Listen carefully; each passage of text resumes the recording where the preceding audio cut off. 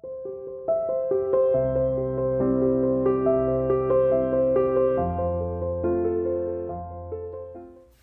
everyone, I'm Paulette Morrissey from Tulip Square, and this week I'm going to show you how to make this cute little tote bag.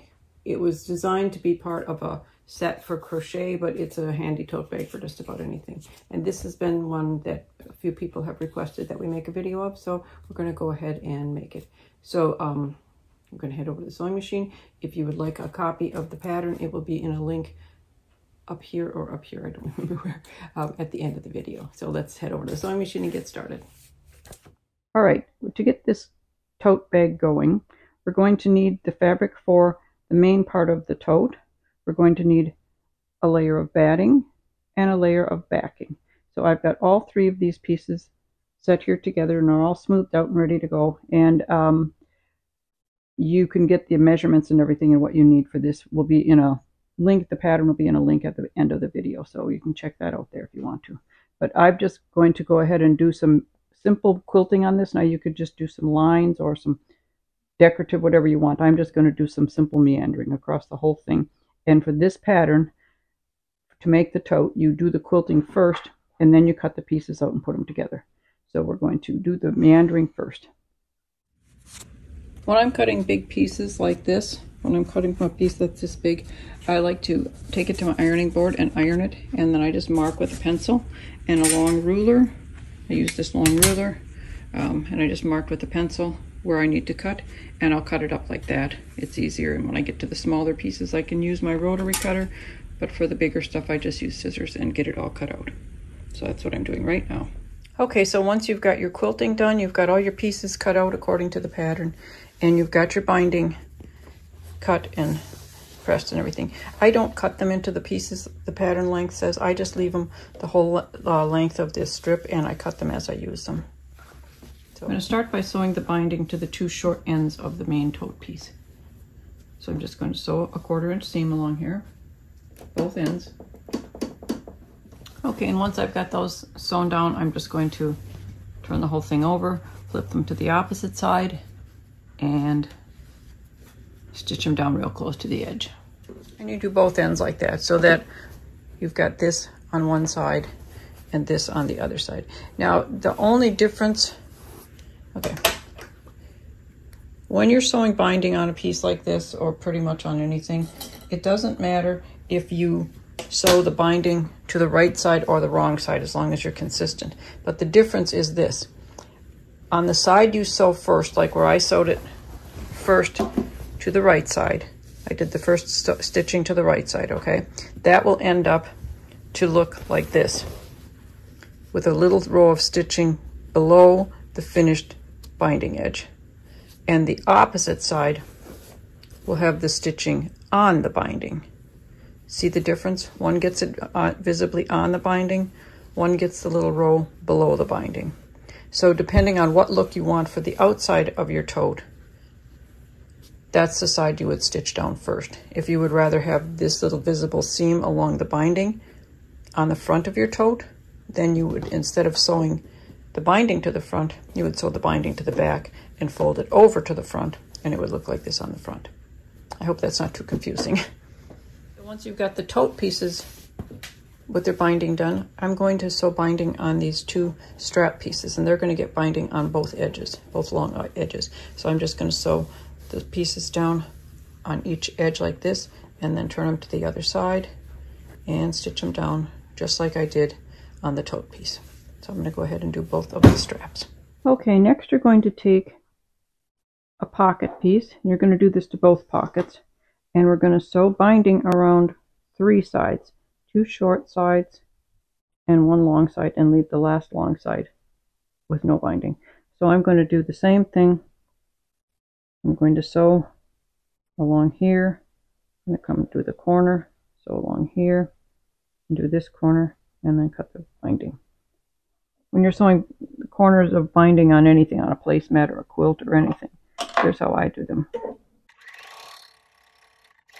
I stop sewing about 1/4 inch before I hit this edge. Take it all out from under my sewing machine. And then I fold this up So this edge and this edge are even with each other really nicely. Nice, even, straight line.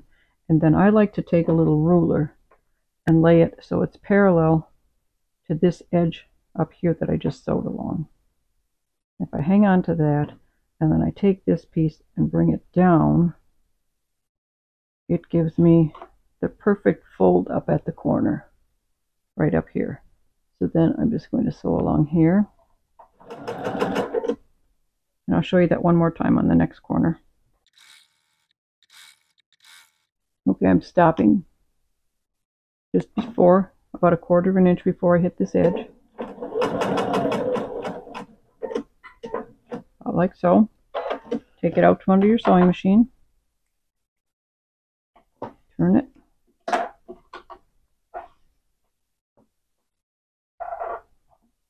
Line these two edges up even with each other, nice and parallel.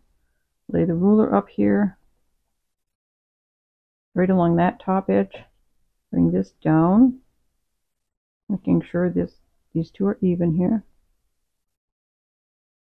Pull your ruler out and sew that 1/4 inch seam. Now you're going to turn the binding to the other side and stitch it down. And I'll show you how you get to the corner, what happens when you get to the corner doing it this way. And just stitch that down along the edge real close. When I get close to a corner, I'm going to take my thumb and go on the back side and bring it forward like so, so it's kind of a little cup here. Then I'm going to take the next edge. I'm not done here yet. I'm going to take the next edge, hold that, and then you can take your fingernail and just poke it until you've got a nice mitered corner here.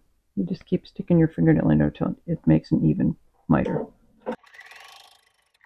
So right to that bottom miter point, and then pivot, and sew the next seam. So then when you're done, you've got yourself a nice mitered, you've got a nice mitered corner on this side. And when you turn it over, you should have a nice mitered corner on the other side as well. Now we've got all our binding done. Now it's time to put the thing together. Okay, now on the outside of your tote bag, not the lining side, but the outside, you're going to measure in, so its sides are, you've got 2.5 inches on each side, and it's down 9 inches from the top, I believe. And I'm going to run a row of stitching right across here, a nice generous 1/4 inch to catch that whole bottom edge. And once you've sewn that bottom edge in place, you need to fold this up nicely and just pin it down. Now I'm going to flip the whole tote bag around, and we're going to do the same thing at the opposite end. I'm making sure these pocket edges line up with the pocket edges from the first pocket, and this is also the same distance on from the top. Now I'm going to do the same thing with this one. I'm going to turn it up and pin it in place. I also back tacked on the ends of these seams, and it doesn't hurt to do the seam doubled because it is going to be the bottom of your pocket, so you do want them nice and sturdy and not going anywhere. Now I'm going to stitch, obviously the edges of these pockets are all open, so I'm going to start up here, and I'm going to sew from here all the way down right along the outer edge of this binding. I'm going to cross here and do the outer edge of this binding and all the way across. And I'm going to do that on both sides. So I'm securing both of the pocket sides down, and then this is going to make a line right where your bottom of your tote bag is. This is what it looks like after you've sewn one of those seams. I've gone from here all the way down this pocket, across this space here, and up to the next pocket. And then I'm going to flip the whole thing over and do the other sides of the pockets here. So now what you want to do is decide where you want to put your dividers. Do you want this to be one great big pocket on the outside, or do you want it to be 2 pockets or 3 pockets, or a big pocket and a small pocket, or whatever you'd like? So what I'm going to do is I'm going to take one of the pockets and I'm just going to divide it in half. So I'm just going to put a pin here so I have something to follow.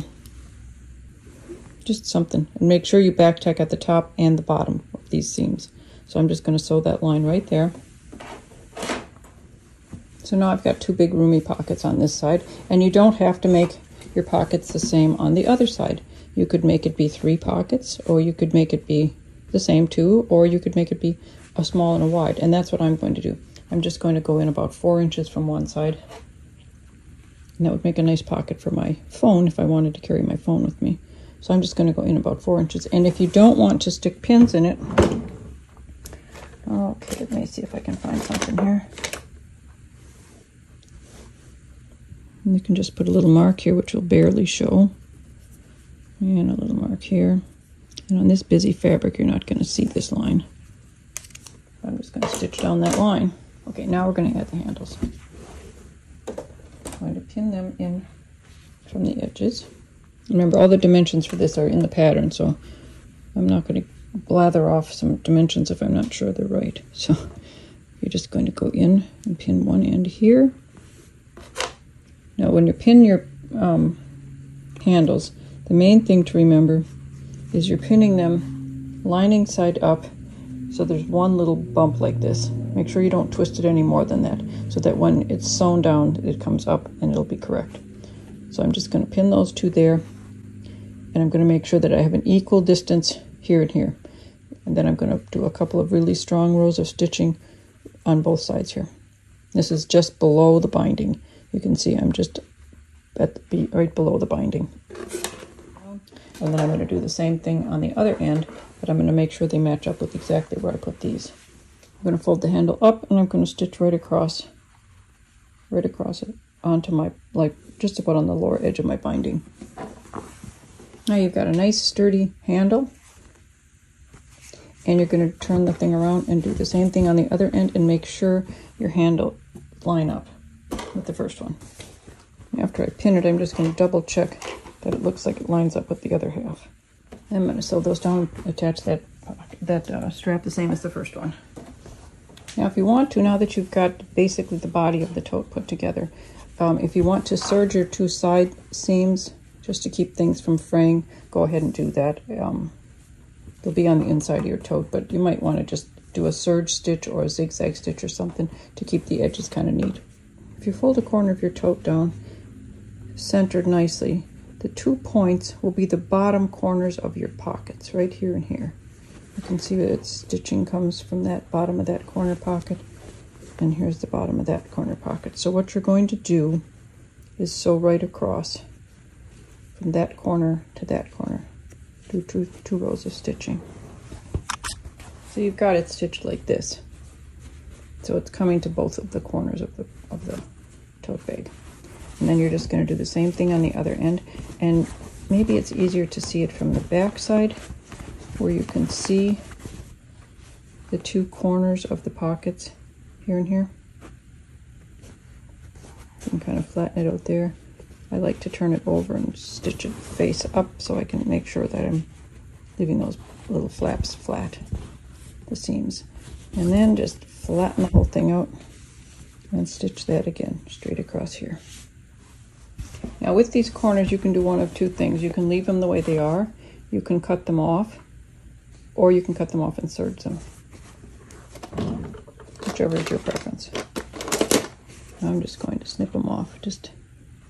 You can also just leave that corner in the bottom of your bag. It just adds bulk though. I'm just going to snip them off. Now you turn your bag to the right side, tuck your corners in, like so. You see how they come nicely to the corners where your pockets are. And remember this, it's done now, and you can use it for it's a nice crochet bag, but it's also a good market bag, a good tote bag for any other kind of projects. You've got 4 pockets on the outside and a great big roomy area in the inside. Nice for art supplies if you're going to do that. Also, with the accessory caddy that comes with this pattern, even though it was written for crocheting and to hold crochet hooks and all the accessories for that, it's also perfect for holding a bunch of pencils or a bunch of paintbrushes. If you're any kind of an artist, it's very handy for that, and you could use this for an art tote. So there's your tote all finished and ready to go. All right, so now you know how to make this tote bag. It's a cute little bag, nice size, not too big, not too small. Big roomy spot on the inside, 2 pockets on one side, 2 pockets on the other, or you can make more pockets if you would have liked. It's not just for crochet. Remember that you can use it for anything you need a tote bag for. And in a future video very shortly, I will also make the little caddy that holds all your crochet needles and all your extra accessories, which is also a really great caddy for brushes or paint or pencils and things like that. If you're doing artwork or you may be going to an art class or something, it holds a lot of stuff like that. So it's handy for a lot of things, not just crochet. So I hope you enjoyed this video, and if you did, please hit the subscribe button and the like button and the notified little bell if you'd like to be notified when we put up new videos. And the link for this video, nope, the link for this pattern would be up in this corner somewhere. And remember that YouTube likes it when we get subscribes and likes, so we appreciate that you do that for us, okay? And have a good week, happy sewing, and we'll see you next week with a brand new video. Bye-bye.